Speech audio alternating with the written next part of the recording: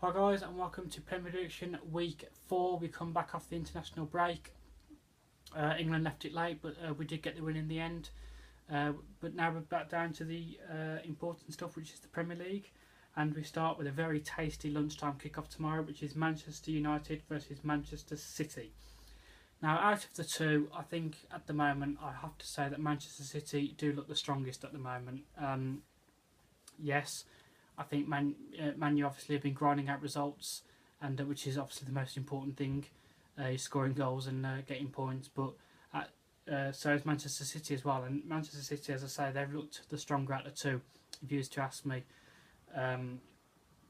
what they did to Stoke the other week, I mean that's just remarkable. What they did in the Champions League qualifiers, they more or less finished that on the first leg, and. Again, grinding out a result against West Ham as well. It wasn't West Ham, sorry. It was Sunderland. Was it West Ham as well? Yes, and West Ham. So, yeah, I mean, as I said, I think it's going to be a tough game. But a lot of Manchester United fans ain't going to like me. Ain't going to thank me for saying this. But I think that Manchester City are going to score quite a lot of goals in this game, to be honest. Of what I've seen out of the two, now, yes, derbies can always change your performances. But what I've seen so far, I'm going to go Manchester United 1, Manchester City 3. I fancy Manchester City to have this one, to be honest. So as I say, Manchester United fans ain't going to like me for that. But again, I can only call what I see. We then go to the 3 o'clock kickoffs. We have Burnley versus Hull. This is going to be quite an interesting one. Again, I've been impressed with Hull so far, and of Burnley. So I'm going to go for a tight draw for this one. I'm going to go Burnley 1, Hull 1. I think it's going to be quite a very good game, and also it's a return fixture from last year of the Championship, if you like. So they both meet each other again, but this time in the Premier League. So I'm going to go for a tight 1-1. We then have Bournemouth versus West Brom. Obviously, Eddie Howe's been linked with Arsenal in midweek. I'm not so sure that's actually the right move for Arsenal, to be honest, and for Eddie Howe. I don't see much difference with in Eddie Howe than I do in Arsene Wenger, to be honest. I mean, Eddie Howe already come out when he first came into the Premier League. He already come out and said that I won't change my way. We're going to stick to the way we played in the Championship, which is 4-4-2, and that's kind of the way Arsene Wenger works, to be honest. That he won't change his ways, he won't spend money, he won't change his formation. He stubbornly sticks to his formation, and it doesn't get us anywhere. So I think that's a bad move for Arsenal to go for Eddie Howe. The only good thing is that Eddie Howe plays good football and attacking football like Arsenal. But in terms of Arsenal wanting to progress and get a manager that would spend money, change formations and play to Arsenal's strengths, I don't think Eddie Howe's the guy, to be honest.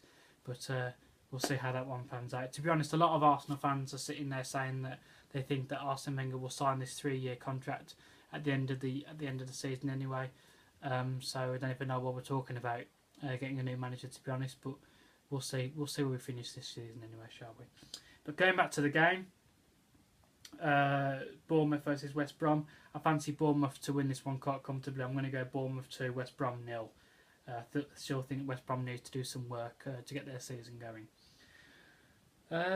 We then have a derby, West Ham versus Watford. Again, this is going to be quite a good game. I thought Watford were dreadful against Arsenal, to be honest, just before the break, so they'll need to put that behind them.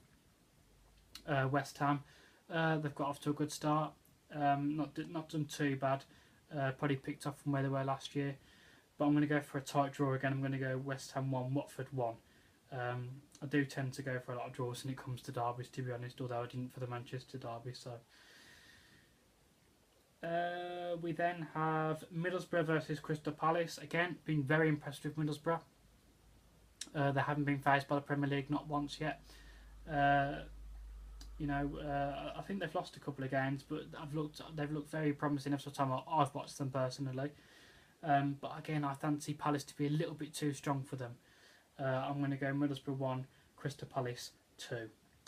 We then come to Arsenal versus Southampton. Speaking of the Arsenal-Watford game, I thought Arsenal were terrific against Watford. Obviously, Watford had their little 10-minute spell when they pulled one back, which was always going to happen at home. But I thought Arsenal was superb on the day, and obviously the signings that we've also had as well. We had Mustafi, fantastic signing. He's got to get into the first starting 11 tomorrow, no doubt about it.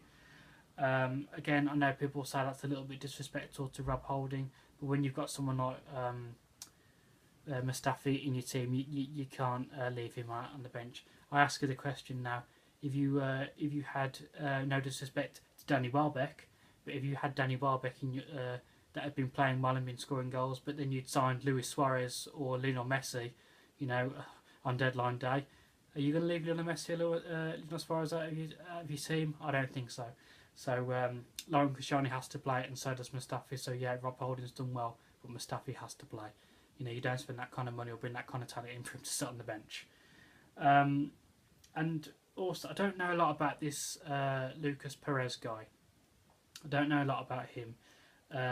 Does he get in the squad tomorrow, or does Giroud start, or do we carry on playing Sanchez up front, which I believe that hasn't worked for Arsenal, to be honest. It hasn't worked for Sanchez. He's looked lost every time he plays up front, to be honest. Sanchez is best on the left, cutting in and cutting in on the right, and using his right foot scoring from the left. Or does he play Walcott down the middle? That's what I mean. I don't know. I don't know much about this Perez, to be honest. So if anyone's watching and does know about Perez, what would Arsenal do? What would Arsene Wenger do? Does he play with Giroud? Does he carry on playing Sanchez down the middle, or does he throw Lucas Perez right in the deep end? Let me know in the comment section below. As for the game wise, again, I think Arsenal will be too strong for Southampton. If anything's to go by the Watford game, okay, no, we don't. We shouldn't really read into football like that.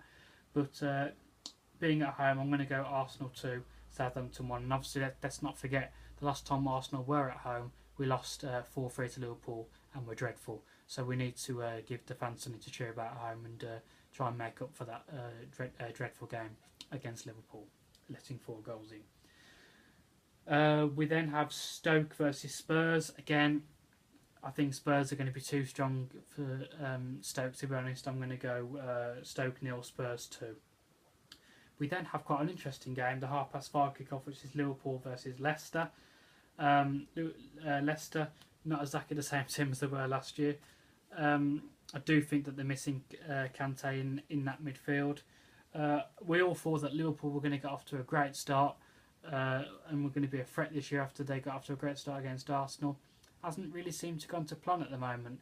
They struggled to Burnley the week after that, and I think they struggled just before the international break as well. Can't quite remember who they played now, but my mind's gone completely blank. I can't remember who they played, but I don't think it was the best of performances. It might have been Hull, actually. Come to think of it, I can't think who it was. But put it this way, they haven't exactly played the best like they did against Arsenal. And some people are saying that they don't even think they played that well against Arsenal. It's just that Arsenal had very unexperienced back four that day. So again, comment in the comment section below. What's it about Liverpool? Was Arsenal just dreadful on the day, or was Liverpool just that dominant on the day? Was we wrong to look in too much into it, that Liverpool might be a force this year? Again, let us know in the comment section below. But I know they've lost to Spurs recently. No, they drew to Spurs. That was it. They drew to Spurs. I think they drew to Spurs and they lost to Burnley. It's coming back to me now. They drew to Spurs and they lost to Burnley.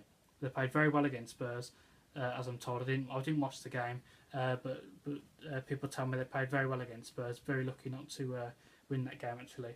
But they lost to Burnley. It's coming back to me now. So again, leads us down to tomorrow's game against Leicester. Again, Leicester, as I said, not been their best this year. So again, I'm going to go for a tight draw. I'm going to go Liverpool 1, Leicester 1. We then have the Sunday kick-off very late, 4 o'clock. Swansea versus Chelsea. Again, been very impressed with Chelsea this year. They've done very well under their new manager. And I think they're going to be too strong for Swansea. I'm going to go Swansea 0, Chelsea 2. And then we have the Monday night football, which is Sunderland versus Everton. And again, been very impressed with Everton. Ron Akuma's done a good job. The goals will start coming about. They're playing some very good football like we used to see them under David Moyes. And again, I've used this word a lot today. again, I think Everton will be too strong against Sunderland, and I do think the goals will come together on Monday night. I'm going to go Sunderland 1, Everton 3. So that's been my predictions for this week, guys. Again, a little bit muddled, a little bit lost. I had other things on my mind. I don't really want to bring this up, to be honest, or go too much into it, should I say, being a football predictions video. But my mum has finished her radiotherapy now, so she's on the road to recovery, which is why I'm a little bit muddled, and because obviously I'm having to deal with things, and I'm having to rush this video as well. So that's what I mean. I'm not explaining things very well at the moment, because I'm trying to rush the video, if you like, so I can get back to the more important things, to be honest. Obviously, we like to talk about football, but obviously family comes first. So I just started explaining that while I'm trying to rush this video, and a little bit slurred as well. So thank you for joining for this video, guys, and I will see you next week for next week's predictions. Thank you for joining me, guys.